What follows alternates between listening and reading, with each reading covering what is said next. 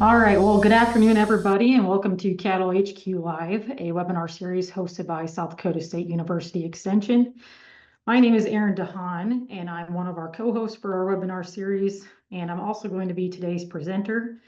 Today, we're going to be talking about cow nutrition management. Before we start our presentation, just wanted to remind you guys, if you have any questions throughout the presentation, to please go ahead and include those either in our Q&A or our chat feature, and I'll get those addressed at the end of our presentation. But without further ado, I'll go ahead and get into our presentation. Alrighty, so to start kind of with a 50,000 foot view here, and this can apply, I guess, whether we're feeding cattle or cow-calf pairs out on the range or even cattle in a feedlot. There was a quote by Dr.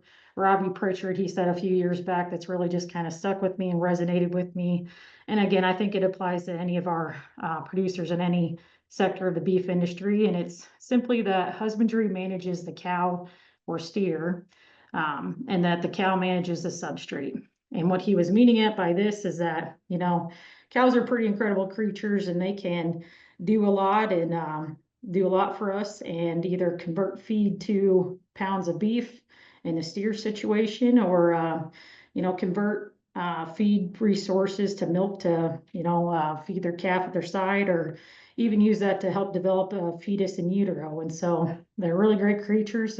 We just got to do our part, be good livestock managers, and provide, you know, good feed resources to them so they can go on and do their job. And so just kind of want to bring that up as kind of a 10,000 foot, 50,000 foot view to remember as we're going through this presentation. And kind of, again, it all kind of comes more back to management over, you know, at the end of the day, it really kind of comes back to management.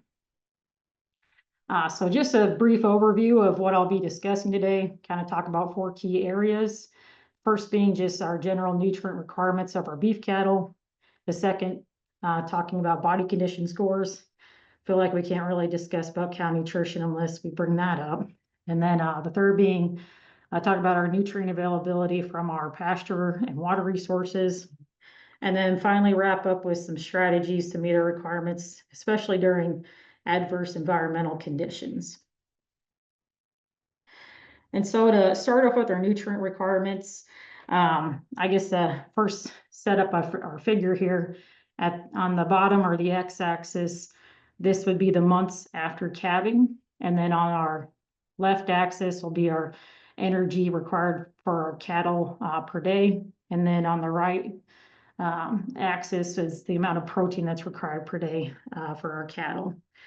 And overall, we can see that our requirements do not, you know, they don't remain stagnant throughout the year, and they fluctuate based off from the stage of production that our cow is in, with that initial jump being, you know, right after calving due to increased requirements during lactation. And that's actually going to be where we peak in our requirements. And I don't know if you can see my mouse here. But the lactation period can vary depending on, you know, what time we wean, but can be up to, you know, 5 to 8 months, maybe shorter, maybe longer. And then we see that dip kind of following that time point, and then increasing again once we get out to about month 9 or 10. And that's due to the increase in our requirements based off from coming into that last trimester during gestation. And that's because we have about 75% of our fetal growth occurring during that time. And so that's where we get that ramp up in requirements at the end of our stage here.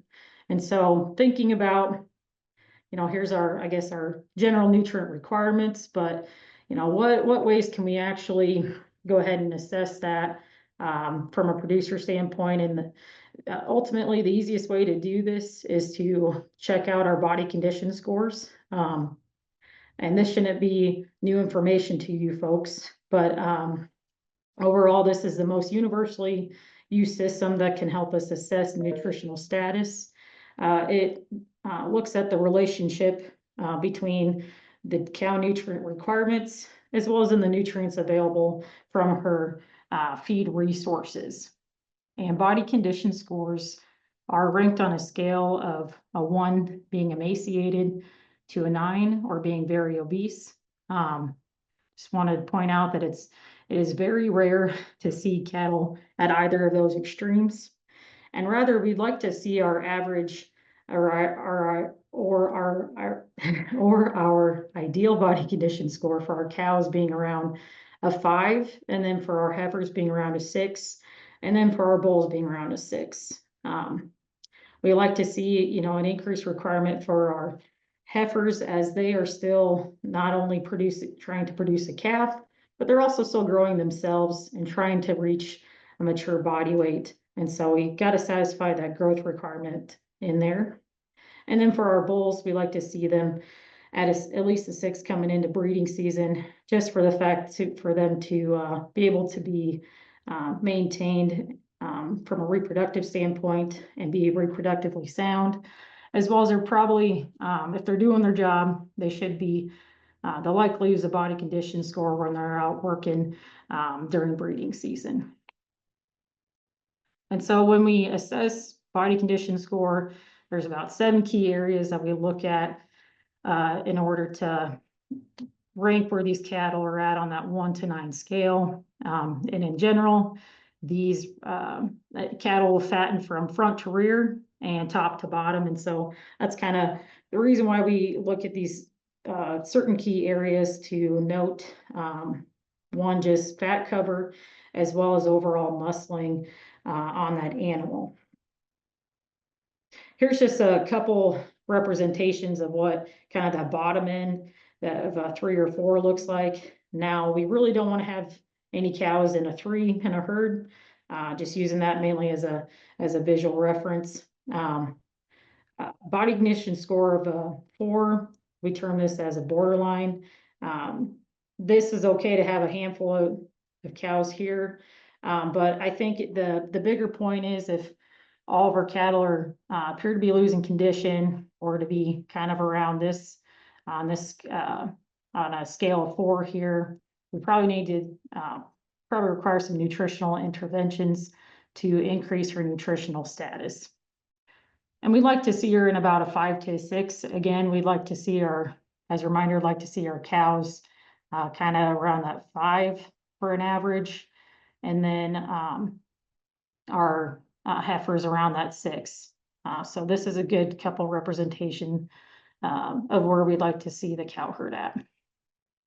And so why do we place so much emphasis on body condition scores, and why do we care so much about it? And it's simply because, we need our cows to get out and be productive from a reproductive standpoint.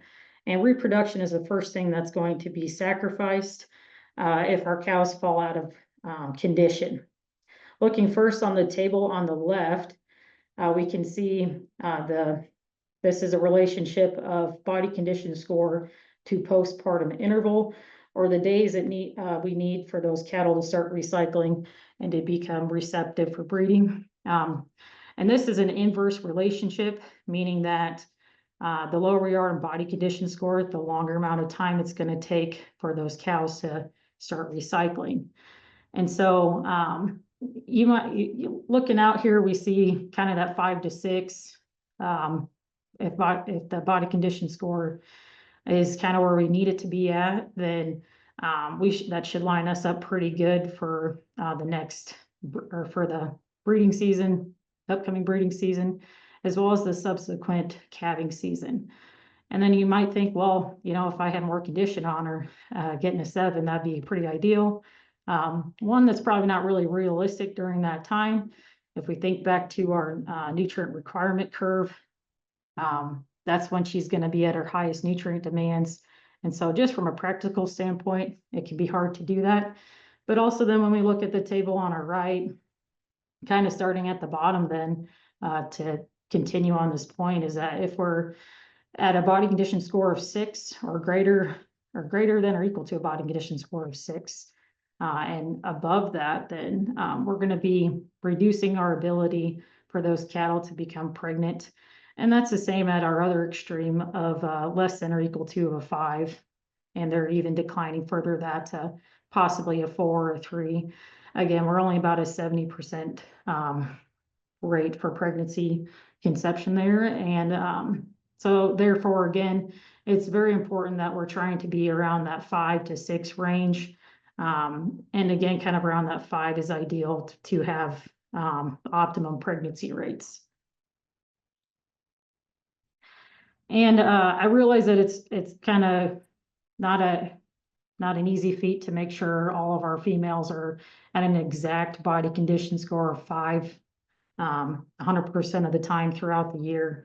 And so I think these are just some appropriate expectations that we can have for our cow herd during that time. And first, starting off at calving, we'd like to see them at minimum of a 5. Again, this is just to help avoid issues or like just having optimum calving needs during that time. As well as then, if we think back to our nutrient requirement curve, again, she's going to be reaching her peak nutrient requirements following calving. And so if we're any much under that, she's really going to be hurting to be able to make sure she's able to supply nutrients to the calf at her side. And then from calving to breeding, we'd like to see a change in body condition score from our extremes toward a body condition score of 5. Again, just because of the previous slide, what we talked about from a reproductive standpoint. In the summer, just because of where hopefully our management is, we're doing a good job in that aspect, but body condition score should increase during this time rather than decrease. And then in the fall, this is where body condition score should be the highest, as again, if we think back to that, our requirement curve, that's going to be where our requirements are at their lowest. And so we have the greatest potential to tack on some condition during that time. And then over the winter, just to be realistic about this is that condition may decrease during this time. And it's mainly because it kind of depends on how harsh a winter we're having too. And if you're able to supply, hopefully you're able to supply adequate nutrition to the cattle during the time, but just with some outside environmental conditions, it may not always be possible. And so I think it's okay to, just be realistic of where we're at during that time. So I talk a lot about body condition score, and it's good to assess it. So when do we need to be doing that? It's pretty common to be looking at that for sure at calving and weaning, but I'd argue there's probably 5 key time points we want to be doing that. And so that'd be at calving prior to breeding, at weaning, about a month and a half or 45 days after weaning, and about 90 days prior to calving. And we'll talk about this a little more as we go into our presentation, but again, we kind of especially want to focus at that time from weaning to about 90 days prior to calving, as if we need to make up condition, this is the best time to do that, just because we're at our lowest nutrient demands. And so from our standpoint, that's going to be the easiest from a management perspective to accomplish this. But again, it's important to be monitoring our condition again at calving. So if we need to make up condition coming into the breeding season, we have the potential to do that.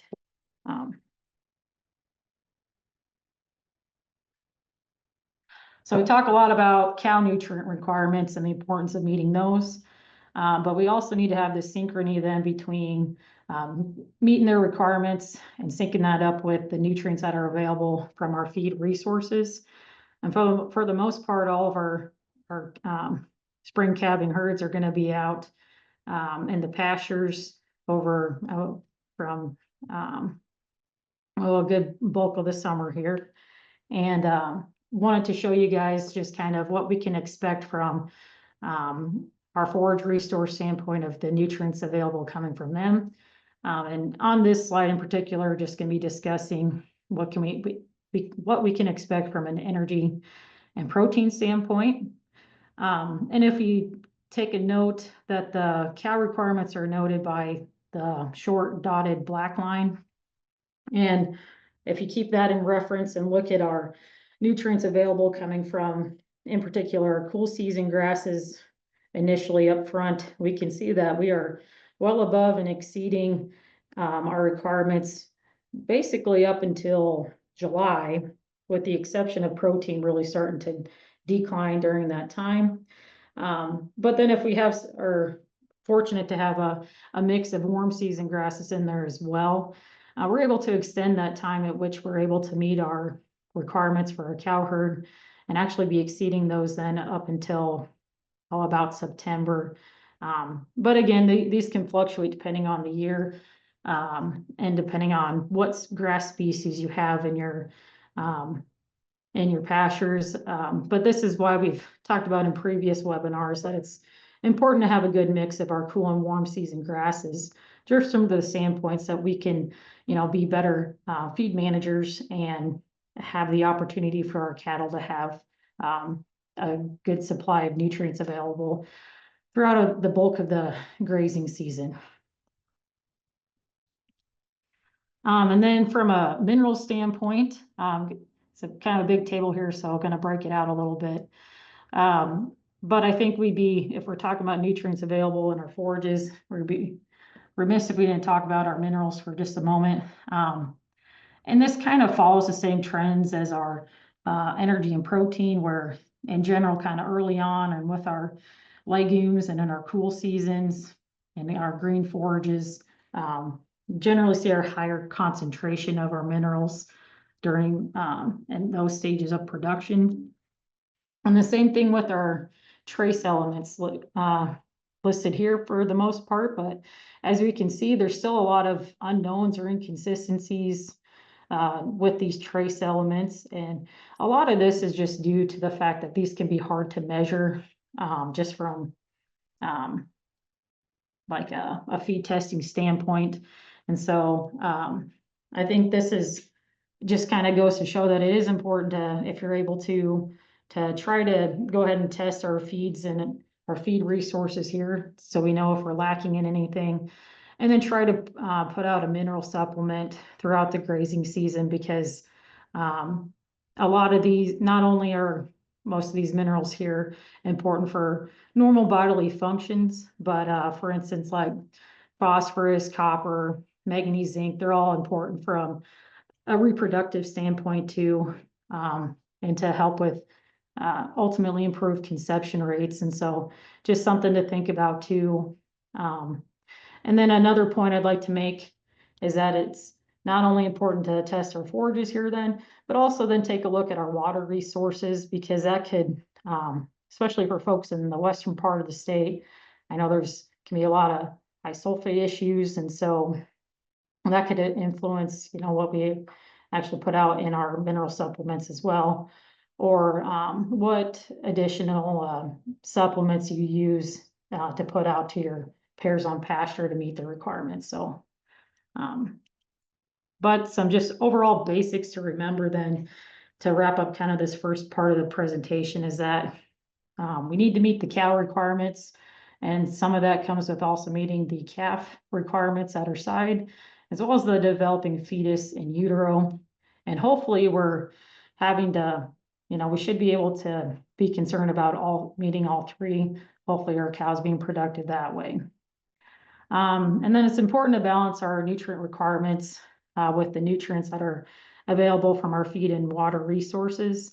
Again, because when we think about both of these, we should be able to satisfy our, being in an adequate body condition score and an adequate nutrient status. And so I think, again, maybe going back to a 10,000-foot view here of, so what in the grand scheme of things, why does this all matter and what does it all boil down to? Not going to spend a lot of time on this, but just wanted to bring this up, that it not only impacts the cow and the cow-calf sector and her ability to, be able to breed up for the next calving season, but it also impacts that calf at her side. And if, impacts how that calf will perform, if it's going to be retained as a replacement in the herd, or how it affects it as it moves down the beef supply chain and eventually maybe becomes harvested. And again, not only affects the calf at her side, but could also influence that calf that's developing in utero. And so there's really a lot of things we need to be concerned about. And our management on this side really does have some long-term implications on overall cattle performance and productivity. But as we transition to the next part of our presentation here, then how we're during drought, it can be hard to meet these requirements. I will say that our cattle requirements will be remaining the same, kind of following that same trend, but rather it's going to be the nutrient availability that's going to fluctuate more, especially during adverse environmental conditions. And on days like we've had the pretty hot days the last couple of days, as well as it's going to be over 100 here in some spots across the state. Today, tomorrow, through weekend, that could really dry out whatever moisture we have in the soil. And then if we talk about, some folks are already spraying for grasshoppers and whatnot, so our nutrient availability and quality can deteriorate pretty rapidly. And so it's important to consider some options, when we face adverse environmental conditions. And so from a producer standpoint, what can I do to prepare for drought and be a good feed manager here? And so I think there's a laundry list of management practices that we can consider, but I think some of the big ones that I'll just talk briefly about is, for one, it's important to have a drought plan in place. There's a lot of good drought plan resources that you can find on our website, as well as different folks, different nature concern, or the NRCS website as well. But in general, there's a lot of things that go into these, but I think some things that are key players that come out of this is you can help determine your overall forage supply and some trigger dates as to let you know if you need to destock some of your pastures, for instance. And then it also helps to establish a cull list. Maybe, we talk about usually getting rid of the opens and the uglies, but, maybe we need to think about, is there some cows on here that are just simply not being productive, and could they be added here too, especially if we get in a severe drought situation? And that kind of comes into my second point here then, of having good record keeping and inventory. Again, there's a lot of things that can come into this point as well, but I think, just from a simple standpoint of being able to identify females that maybe not the most productive, that can be important. And then simply just from an inventory standpoint, could be helpful if we get into, again, a drought situation here, to identify some risk management strategy, or use for risk management strategies, and knowing how many can help you determine it, how many contracts need to buy, or for like some of our LRP programs. And then if you need to sell off and cull some cows because of drought, you can apply for some sort of livestock indemnity and forage disaster programs as well.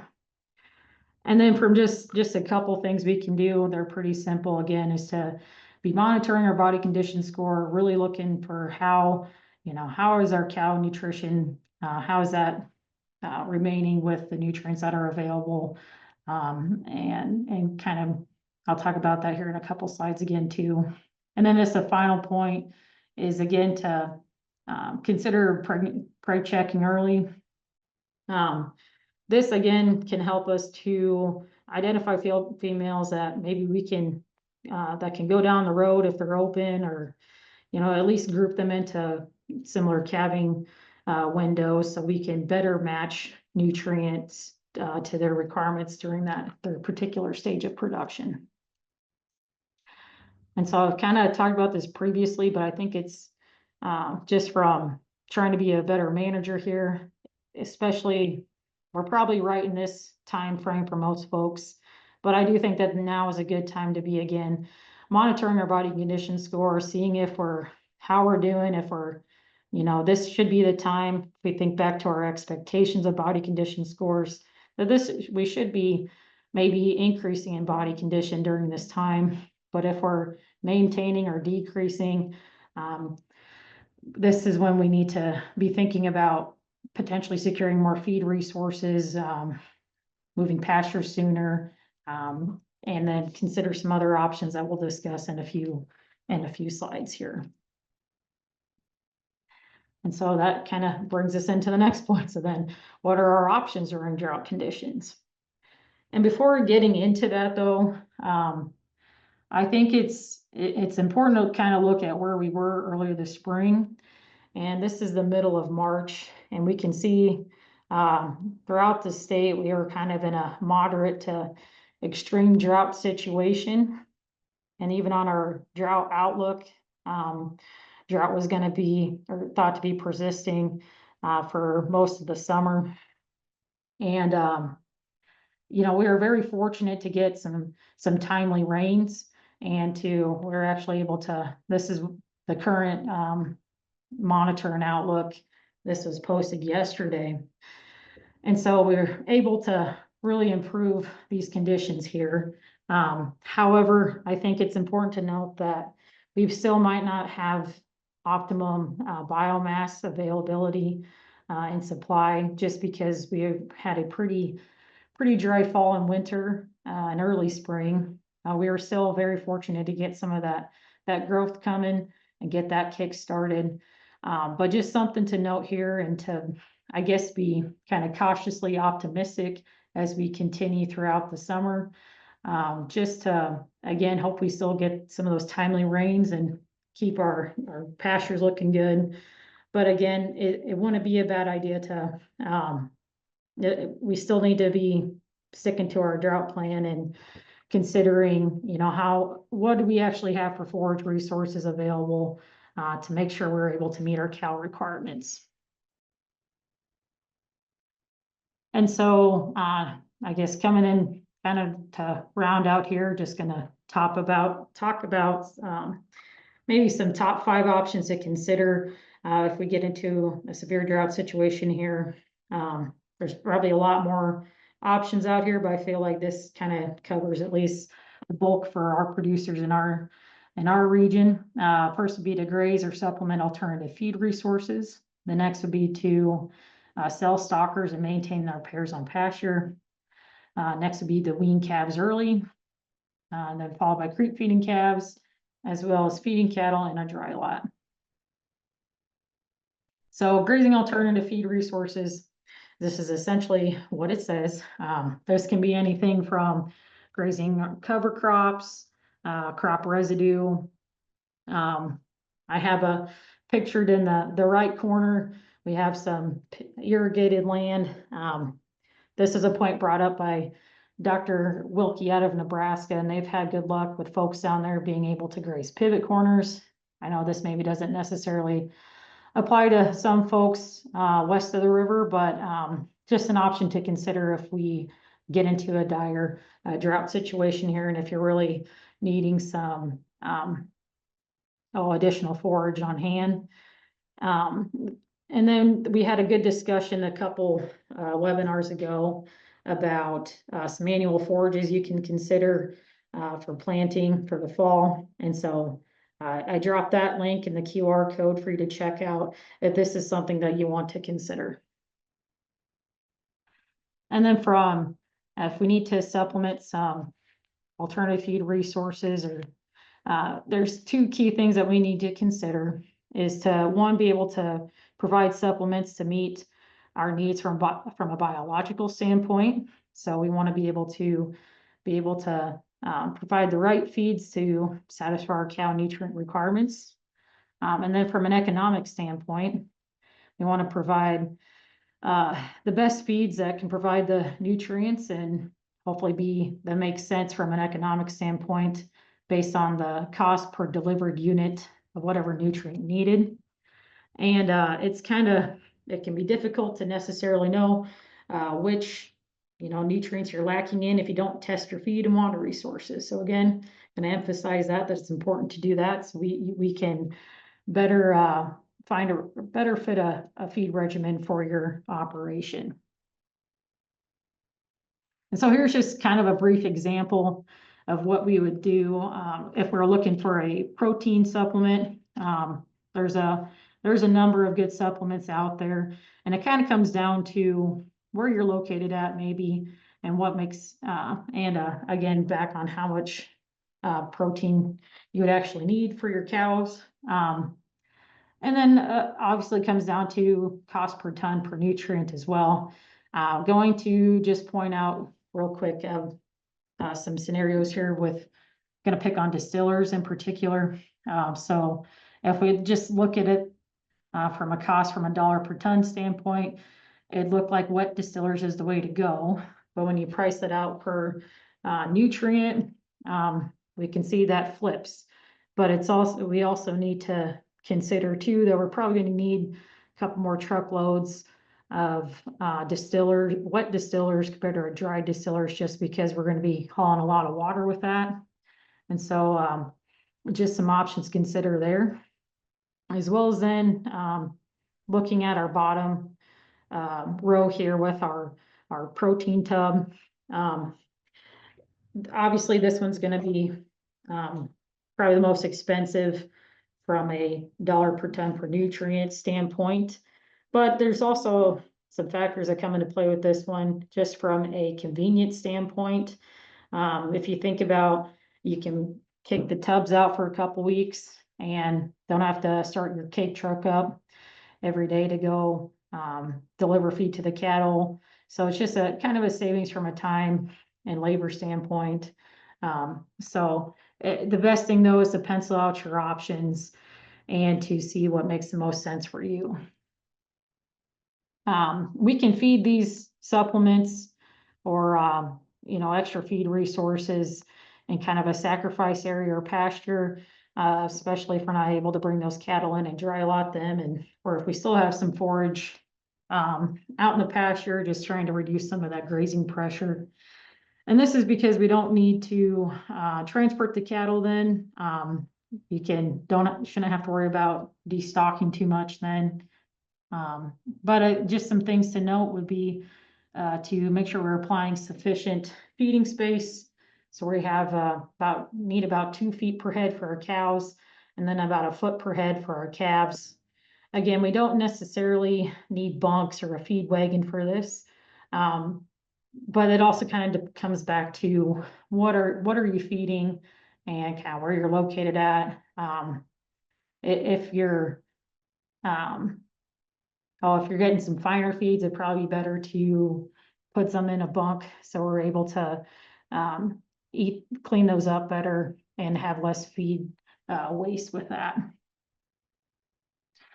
So the next option, again, this is it is what it says. We could sell our stockers and maintain pairs on pasture. And this is by and large just because stockers are a pretty flexible commodity and you're going to be selling them at some point. I know we'd like to push them to as heavy of a outweight here that we can, but if we are in a dire need for some pasture ground, it'd be better to kick them down the road probably and conserve those forage resources for our cow-calf pairs instead of rather dipping into our genetic herd base. The next option could be to wean calves early. This was a joint study conducted by NDSU, SDSU, and the University of Wyoming back in 2005. There's a lot of information on this table, but essentially just the big things I wanted to point out and notice was that I guess throughout each of the stations here, the early weaning was done in August, and then kind of our normal or traditional weaning was done in November. And as we look throughout each station though, when calves were weaned at the normal time frame in November, they lost anywhere from the cows lost about 50 to 200 pounds, depending on where they were located at. And then this translated to a loss in body condition as well. And then when we look back at just the overall body condition there between the two treatment groups across the stations in November, again, this is that time point where if we're able to, we should be able to make up some body condition. However, with those cows that still had calves on them till November, we see a lot of them lost body condition. But the ones that where we weaned calves early, we, at least in South Dakota and North Dakota cattle, they're almost up to a body condition score of a 6. And Wyoming, they're at least they're a whole body condition score higher, almost to about a 5.5. And so that's kind of what we would expect during that time. And so it's just another thing to consider. As far as calf weight, that's kind of, I mean, they were pretty similar during the August wean time. And then obviously the November calf weight, that's going to increase compared to our early wean calves, just simply because they're older and they've been with mom a few more months. And then looking at our forage utilization, this was just conducted solely at North Dakota State. And they were able to have a 28% reduction in the amount of forage that was needed for the cattle that had their calves weaned early, compared to the cows that had their calves remain with them until the normal or November timeframe. And so this can be a good practice to help conserve forage, and then subsequently help to increase our grazing season for our females out on pasture then. And then, and this is because if we think back to our nutrient requirement curve here, this is kind of just a standard of what we talked about previously. But then when we go ahead and wean those calves early, and I did it at 4 months here, we can see that drastic drop in our nutrient requirements during lactation, and they kind of level off there and until we reach our increasing demands here coming into mid and late gestation. And so that's kind of where we see the reduction in the amount of forage we need, because we don't have to meet our lactation requirement anymore following an early wean timing period. But if we do wean early, it's important to consider our facilities and your overall ability to background calves. For example, these calves are going to be probably a lot smaller coming in. So do you have are your waters, are they low enough where our calves can even get up and drink? Same with our feed bunks. Can they even reach the bunk? We're going to have to increase our overall management and feed these calves to probably a more traditional sale weight.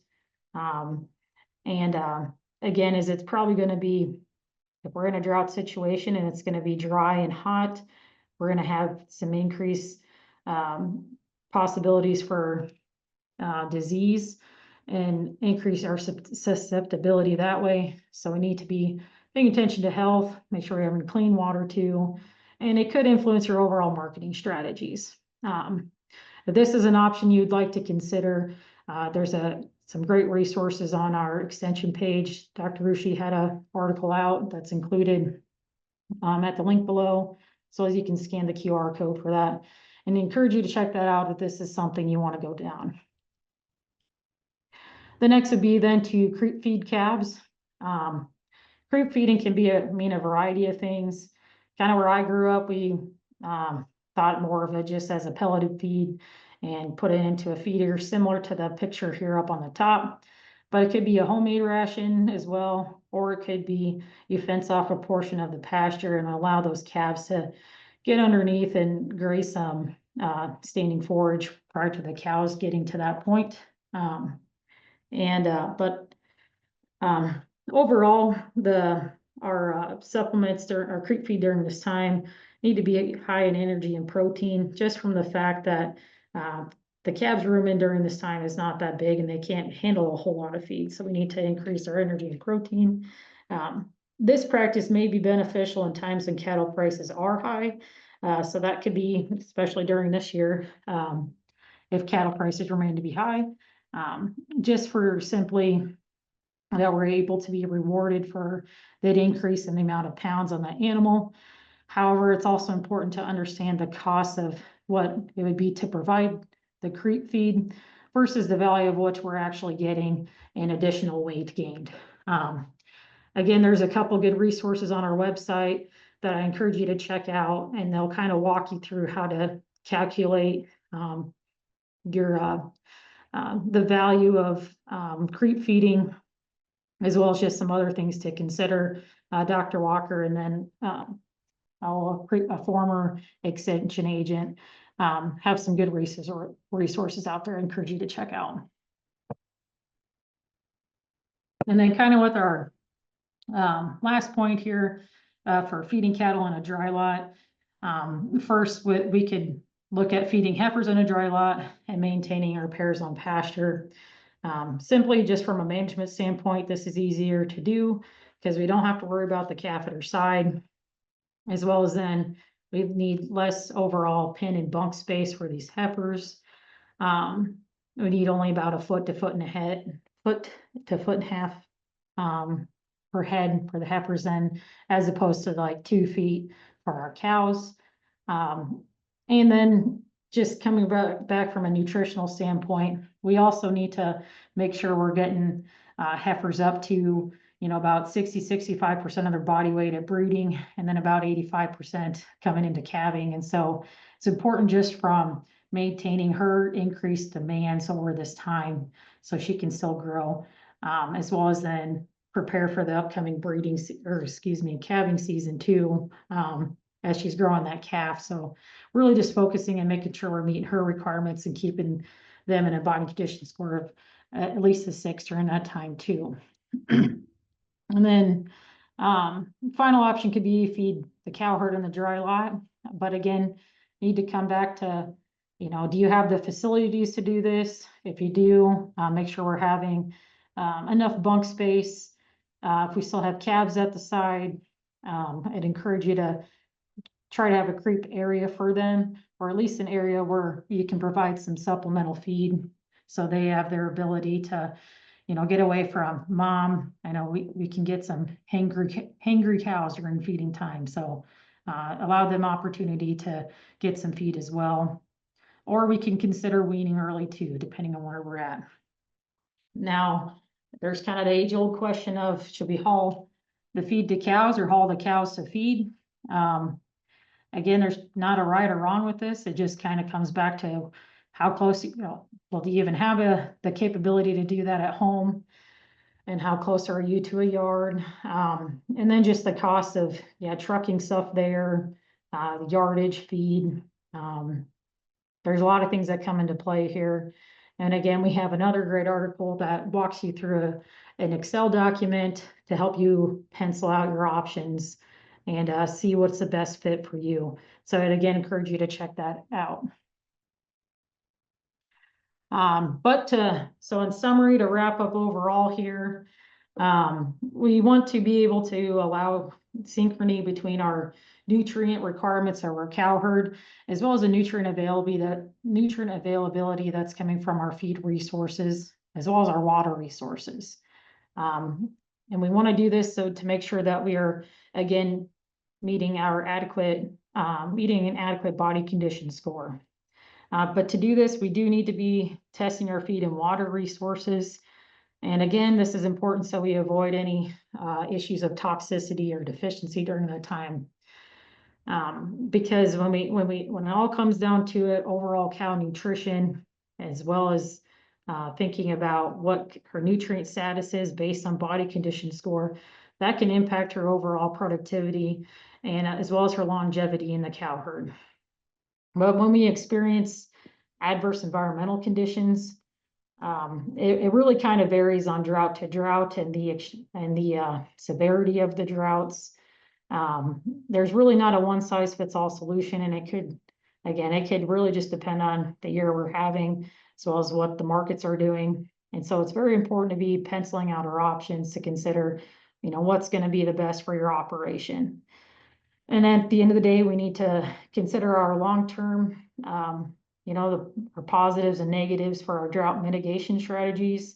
What impact do they have on our marketing strategies? Also on our overall herd management, our ability to retain females. And then again, coming back to our overall productivity of our cow herd, as well as their profitability. So there's my contact information. And with that, I'll open the floor and entertain any questions. I believe I'm going to be running this, so give me one moment. While I'm getting this up and running here. Give me one moment. Just wanted to, there was a question that came in from somebody that wasn't able to be on the webinar since we had to move it to a Friday instead of the Thursday. They were just kind of curious as to what some overall what other management factors could we be considering for our cow herd during the time. Again, I brought up having our drought plan in place and having good record keeping and inventory, and then monitoring our body condition score and pregnancy checking. So yes, all those things are important.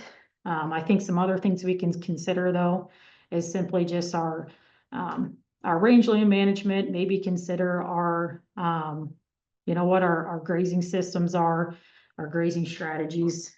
We could be using, for instance, say rotational grazing to help get a mix of cool and warm season grasses in there. And then thinking back to our nutrient availability from our forage resources, it would improve the amount of time that we have adequate nutrients available for our cow herd.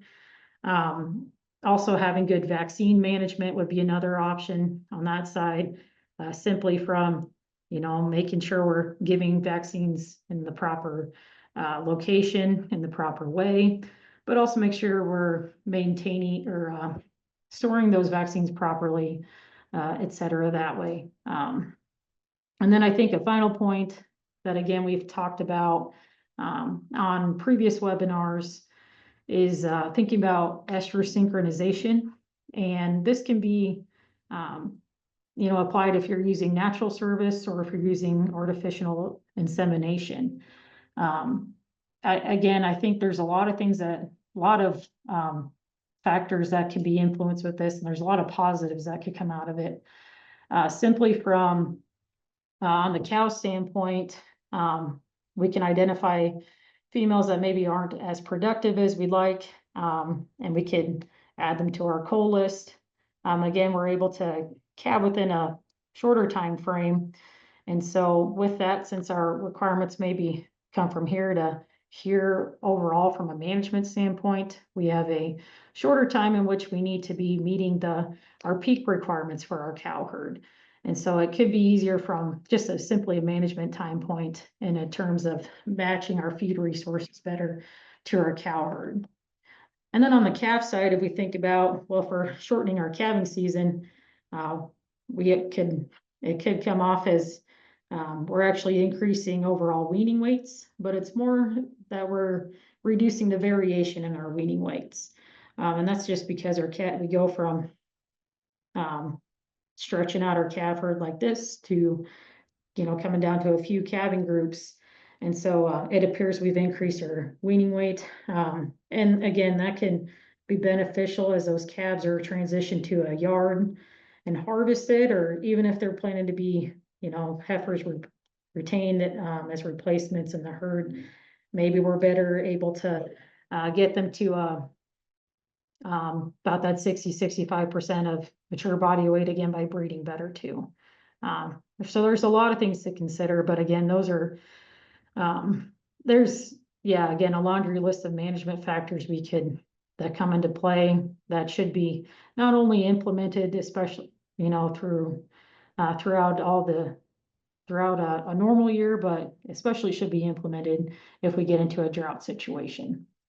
I guess on kind of on another note too, that I don't believe I brought up when we pregnancy check stuff, early detection would be good, or a good practice that we could implement. Again, not only during drought years, but just as a common management practice that could be done. We can preg check early up to 30 days, but even around that 45-day window would be ideal as well, no matter what kind of method you're using. We should be able to detect pregnancy at the time. And then I think there's just a lot of value in that as well, because we can group our cattle based off from when they are supposed to calve. So they're going to be easier to manage from that standpoint, and then easier to manage their nutrient requirements as well. So it looks like don't have any more questions coming in. And so I just would like to say thanks again for popping on to our webinar, especially since we had to change the date here. But if you have any other questions that come up after the fact, please feel free to reach out to me directly, as well as be sure to check the SDSU Extension website for our upcoming Cattle HQ live events. We do have a brief survey that will be sent out at the conclusion of this webinar that we ask you to fill out so we can continue to improve our webinar series. Thanks again to everybody that joined. I greatly appreciate your time and taking the time to listen in. So see you next time. Thanks again.